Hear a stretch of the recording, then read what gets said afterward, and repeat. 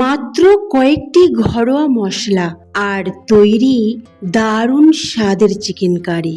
আসসালামু আলাইকুম প্রিয় দর্শক, আজ শেয়ার করব খুবই সহজ পদ্ধতিতে আর সামান্য পরিমাণে মশলায় দারুণ স্বাদের চিকেন কারি। তো এখানে চিকেন কারি বানানোর জন্য নিয়েছি 1 কেজি চিকেন। ভালো করে ধুয়ে পানি ঝরিয়ে এতে মশলা দিয়ে দিলাম, হলুদ গুঁড়ো, লঙ্কা গুঁড়ো আর লবণ।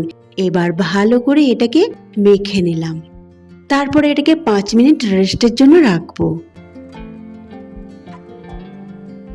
এদিকে একটা পাত্র নিয়েছি আর তাতে 100 গ্রাম সাদা তেল আর 2 চামচ ঘি দিয়ে দিলাম। তারপরে দিয়ে দিলাম 4টি মাঝারি সাইজের পেঁয়াজ কুচি। পেঁয়াজটাকে অবশ্যই পাতলা পাতলা করে কুচি করবেন।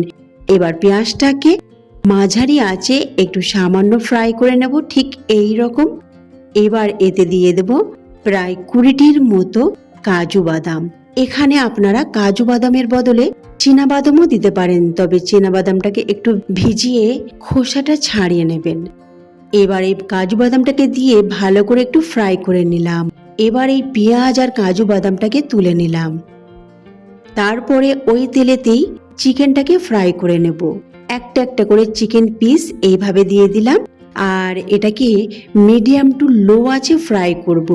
ভুলে গিয়েও কিন্তু জোর আঁচে ফ্রাই করবেন না, তা নাহলে এটা পুড়ে যাবার ভয় রয়েছে। তো মিডিয়াম টু লো আঁচে এটাকে ফ্রাই করে 2 পিঠ খুব ভালো করে লাল লাল করে ফ্রাই করবেন। তারপরে এটাকে তুলে নেবেন।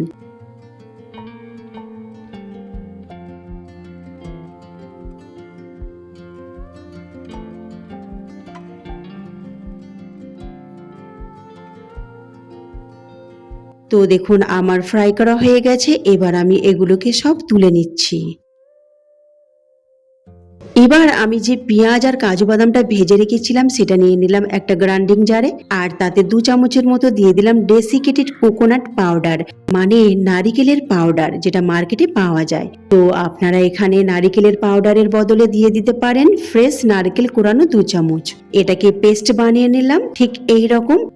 আর এদিকে 80 গ্রামের মতো টক দই নিয়েছি, তাতে দিয়ে দিলাম 1/2 চামচ হলুদ গুঁড়ো, 1 চামচ লঙ্কা গুঁড়ো, 1 চামচ ধনে গুঁড়ো, জিরে গুঁড়ো 1/2 চামচ আর কালো মরিচের গুঁড়ো 1/2 চামচ। এবার সবগুলো উপকরণ ভালো করে মিশিয়ে এক সাইডে রেখে দিলাম। এবার এদিকে সেই পাত্রটি নিয়েছি আর তাতে তেলটা ঢেলে দিলাম, যে তেলটা দিয়ে চিকেন ফ্রাই করেছিলাম সেই তেলটা। আর এবার এতে দিয়ে দিলাম কিছু গোটা গরম মশলা। আপনার বাড়িতে থাকা গোটা গরম মশলা এখানে দিতে পারেন। আমি দিয়েছি তেজপাতা, লবঙ্গ, দারুচিনি আর এলাচ আর স্টার এনিস। তারপরে দিয়ে দিলাম আদা রসুন বাটা। এটাকে খুব ভালো করে ফ্রাই করতে হবে। তারপরে দিয়ে দিলাম একটা টমেটোকে একটু পানি দিয়ে পাতলা করে পেস্ট বানিয়েছিলাম সেটাকে দিয়ে দিলাম, আর খুব ভালো করে কষিয়ে নিতে হবে যাতে টমেটোর একটা কাঁচা যে গন্ধ থাকে বা টেস্ট থাকে সেটা না থাকে। একেবারে ফ্রাই করে নিতে হবে। তারপরে দিয়ে দিলাম ফ্রাই করে রাখা চিকেনটা আর একটু ভালো করে কষিয়ে নিলাম। তবে কষানো একটু সাবধানে করবেন, যেহেতু এটা চিকেন আর চিকেন খুব নরম হয়, তো একটু সাবধানে কষিয়ে নেবেন 2 থেকে 3 মিনিট। তারপরে দিয়ে দেব টক দইয়ের সাথে যে মশলা মেশানো ছিল সেটা দিয়ে দিলাম। তারপরে ওই বাটিটা ধুয়ে একটু গরম পানি দিয়ে দিলাম। এবার এটাকে খুব ভালো করে কষিয়ে নিতে হবে, প্রায় ধরুন 3 থেকে 4 মিনিট।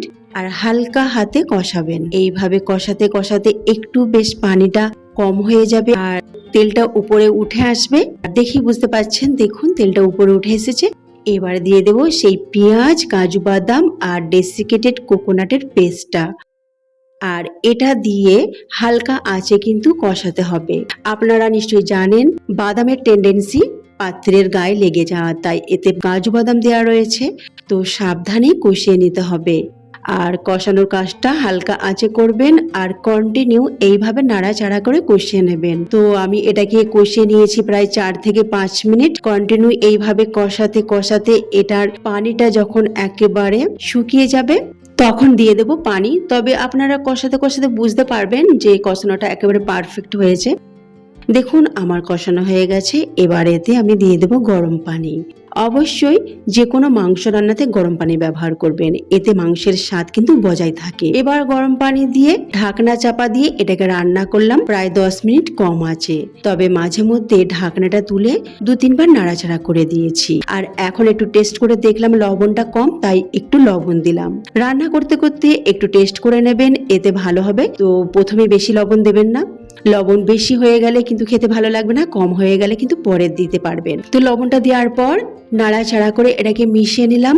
তারপর উপরে একটু গরম মশলা ছড়িয়ে দিলাম। তারপরে একটু নাড়াচাড়া করে 2 মিনিট কম আঁচে বসিয়ে রেখেছিলাম। 2 মিনিট পর এটাকে আমি পরিবেশন করে নেব।